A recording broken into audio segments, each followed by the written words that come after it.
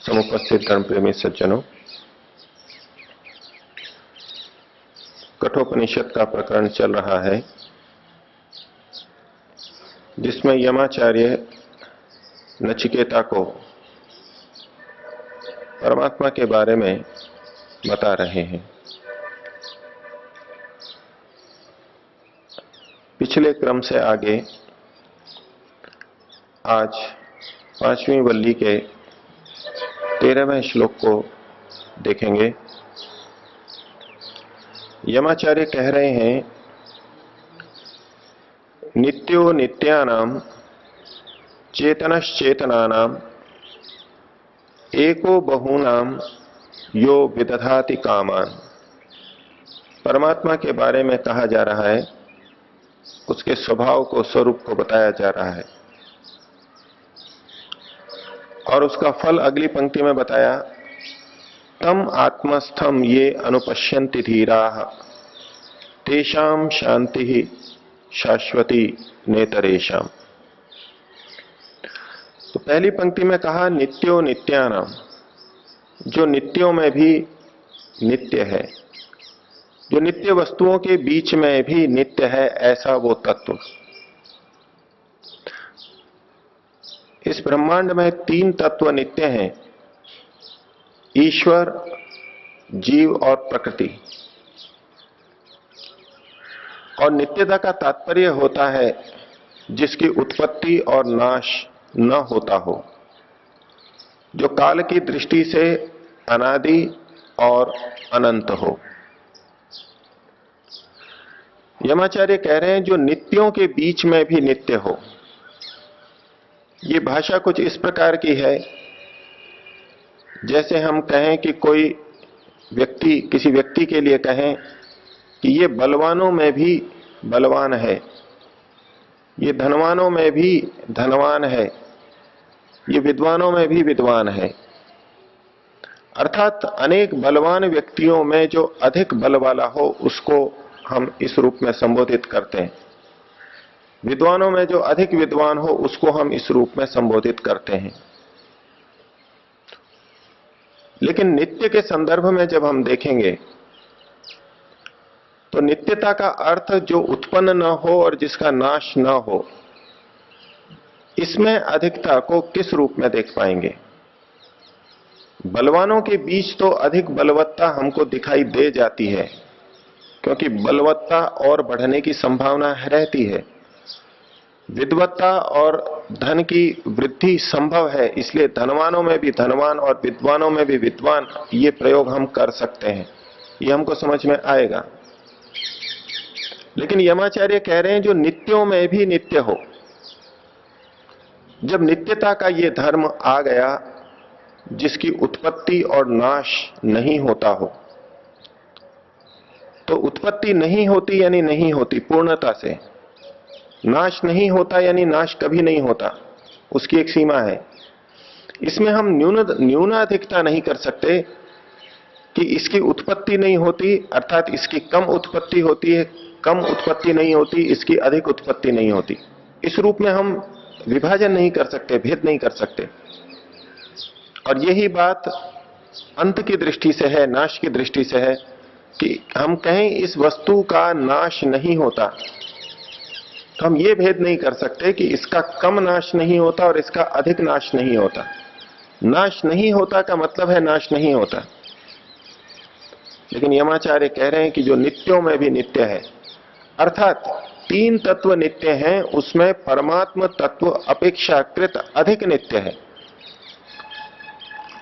और यदि परमात्मा अपेक्षाकृत अधिक नित्य है तो जीव और प्रकृति अपेक्षाकृत कम नित्य हुए, ये हमको तात्पर्य यहां से लेना होगा। लेकिन नित्यता तो तीनों की समान रूप से है। तो यमाचार्य का तात्पर्य हम इस रूप में समझ सकते हैं कि यद्यपि संसार में तीन पदार्थ नित्य हैं, ईश्वर, जीव और प्रकृति, लेकिन जीव शरीर के साथ संबंध वाला होता है, वो शरीर धारण करता है। इस रूप में जीव की उत्पत्ति और नाश कहा जाता है। ये शरीर को धारण करता है, इसका जन्म हुआ, इसकी मृत्यु हुई। इस तरह का कथन जीव के साथ में हो सकता है, लेकिन परमात्मा के साथ में नहीं हो सकता, क्योंकि परमात्मा कभी शरीर को धारण नहीं करता। इस दृष्टि से परमात्मा जीव की अपेक्षा अधिक नित्य है।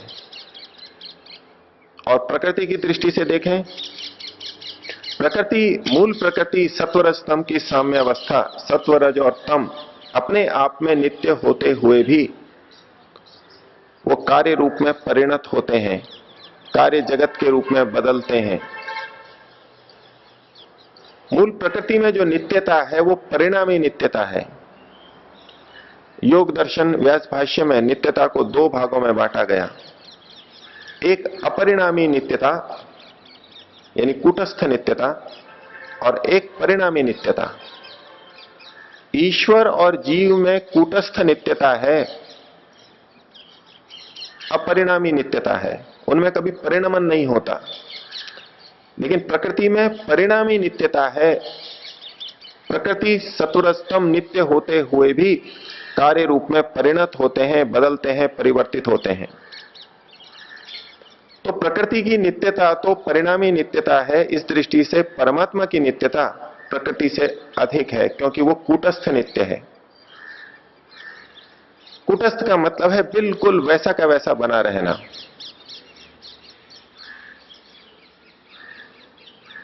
लुहार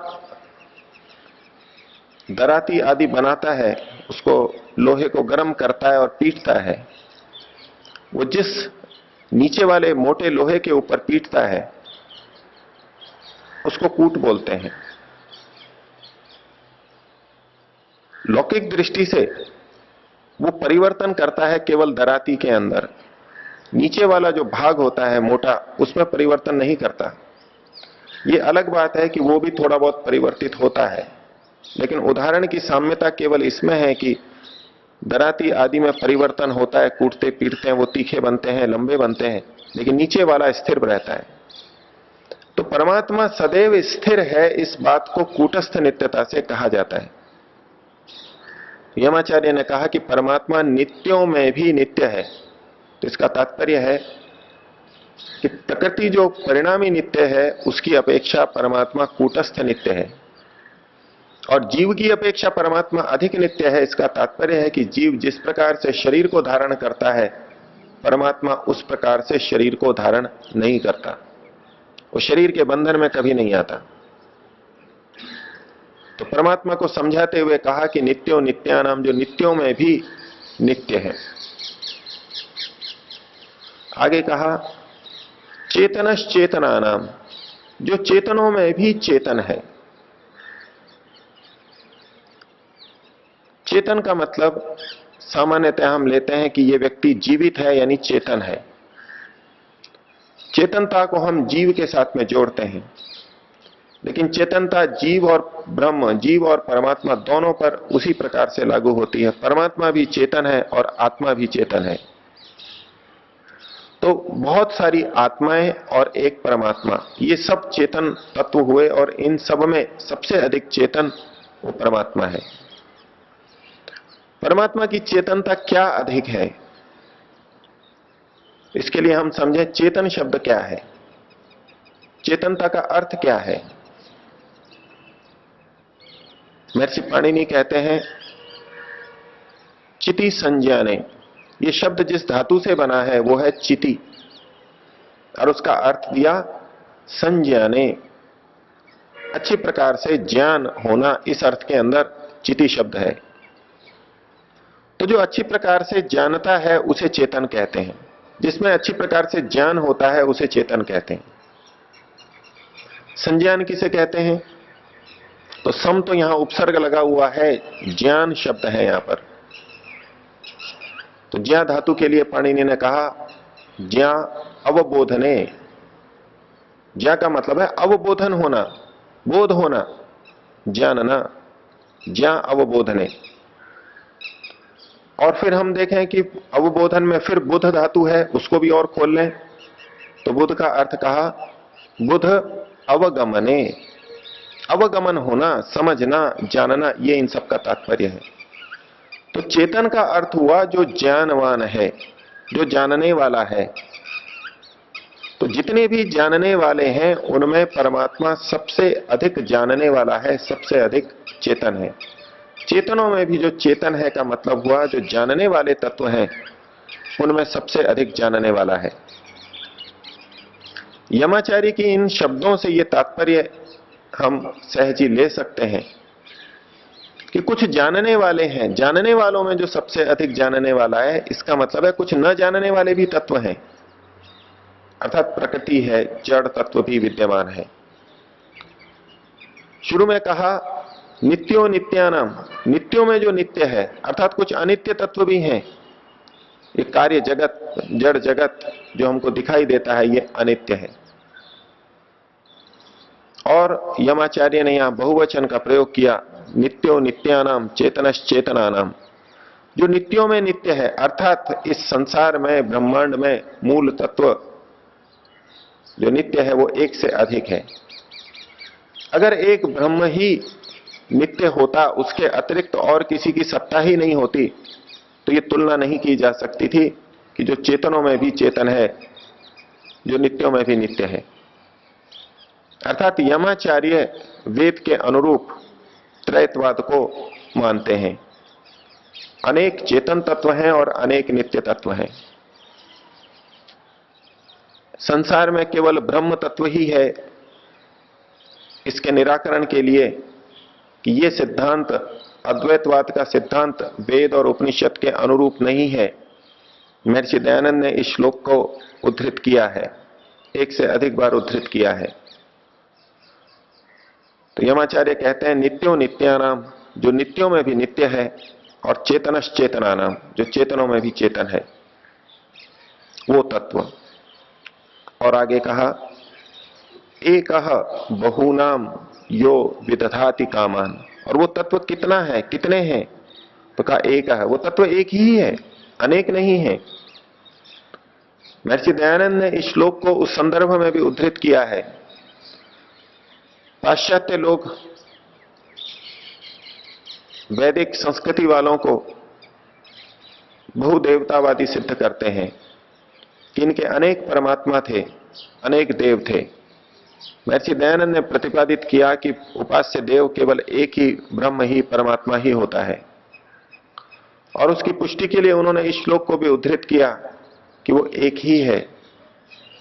वेद के मंत्रों को भी उद्धृत किया और वेदों के अनुरूप ये उपनिषद के वाक्यों को भी उद्धृत किया। पिछले भी जिन श्लोकों को हमने देखा वहां बार बार एक शब्द आया है, उपास्य देव केवल एक है। तो एकह, और वो करता क्या है? उसके कार्यों में से एक कार्य को यहां बताया, यह एकह, जो एक परमात्मा बहुनाम कामान विदधाति, बहुत सारों की कामनाओं को धारण करता है। अर्थात एक तत्व है, वो बहुत सारे अन्य तत्वों की कामनाओं को धारण करता है। अर्थात उस एक तत्व से अतिरिक्त और बहुत सारी चीजें हैं, बहुत सारे तत्व हैं जो कि कामना से युक्त हैं। और कामना केवल चेतन के अंदर होती है, जड़ पदार्थ में कोई कामना नहीं होती। इससे यमाचार्य ये स्पष्ट कर रहे हैं, यमाचार्य की मान्यता ये स्पष्ट हो रही है कि ईश्वर के अतिरिक्त और बहुत से तत्व हैं, बहुत सारी आत्माएं हैं जो कि कामना से युक्त है और वो चेतन है। तो परमात्मा एक होते हुए बहुनाम कामान विदधाति, बहुत सारे लोगों की कामनाओं को विदधाति धारण करता है। विदधाति शब्द का क्या अर्थ होगा? सामान्य रूप से धारण करता है, लेकिन किस रूप में धारण करता है? यहां धा धातु का प्रयोग किया गया। महर्षि पाणिनि ने धा धातु के दो अर्थ किए, दुधाएं धारण पोषणयो। धारण अर्थ भी किया, उसके साथ साथ पोषण अर्थ भी किया। परमात्मा जीवों की कामनाओं को धारण करता है, अपने अपने ज्ञान में रखता है। किस जीव की क्या कामना है इसको परमात्मा अच्छी तरह से जानता है। कोई जीव किसी कर्म को किस कामना से युक्त होकर के कर रहा है, इसको वो भली प्रकार जानता है, और कौन व्यक्ति निष्काम भाव से कर्म कर रहा है इसको भी वो भली प्रकार जान रहा है। सकामता और निष्कामता की तरह से कर्म को दो भागों में बांटा गया है, और सकामता में भी फिर दो भाग कर सकते हैं, गलत कामना, अधर्म पूर्वक कामना, और एक वर्ग है धर्म पूर्वक कामना। तो परमात्मा बिल्कुल अच्छी तरह से सबकी कामनाओं को भी जान रहा है, और कामनाओं के अनुरूप फिर उसका पोषण प्रदान कर रहा है, कामनाओं की पूर्ति कर रहा है। तो विदधाति के का एक अर्थ धारण करना, तो दूसरा अर्थ पोषण करना भी है। परमात्मा जीवों की कामनाओं का पोषण भी करता है, उन कामनाओं की पुष्टि करता है, उन कामनाओं को पूर्ण करता है। जितने भी जीव हैं उनकी कामनाओं को वो जानता है और उन सबको वो पूरा करता है, एक अकेला तत्व। इस प्रथम पंक्ति को हम दूसरे अर्थ में भी दूसरी दृष्टि से, दूसरे अन्वय की तरह भी देख सकते हैं। यदि ये अर्थ करने में व्यक्ति को कुछ बाधा हो कि नित्यों में भी नित्य क्या हो सकता है, चेतनों में भी चेतन क्या हो सकता है, नित्य तो सदैव नित्य ही होते हैं, तो अन्वय इस पंक्ति का इस रूप में करेंगे, यह एकः नित्यः चेतनः, जो एक नित्य और चेतन तत्व। यह एकः नित्यः चेतनः, जो एक नित्य चेतन तत्व क्या करता है? बहुनाम नित्यानाम चेतनानाम कामान विदधाति, जो बहुत सारे नित्य और चेतनों की कामनाओं को धारण करता है। अब सीधा सीधा सा वाक्य हो गया, वो एक तत्व बहुत सारों की कामनाओं को पूर्ण करता है। वो एक कैसा है? नित्य और चेतन है। और वो किनकी कामनाओं को पूरी करता है? जो नित्य हैं और चेतन है। तो एक नित्य और चेतन तत्व अनेक नित्य और चेतन तत्वों की कामनाओं को धारण करता है और उनका पोषण करता है, पूरा करता है। और इससे क्या होगा? ये बोध नचिकेता को क्यों दिया जा रहा है? परमात्मा के इस स्वरूप को नचिकेता को क्यों बताया जा रहा है? परमात्मा को इस रूप में जानने से हमारे पे क्या प्रभाव आएगा, उसको अगली पंक्ति में कहा, उसका परिणाम प्रभाव अगली पंक्ति में कहा।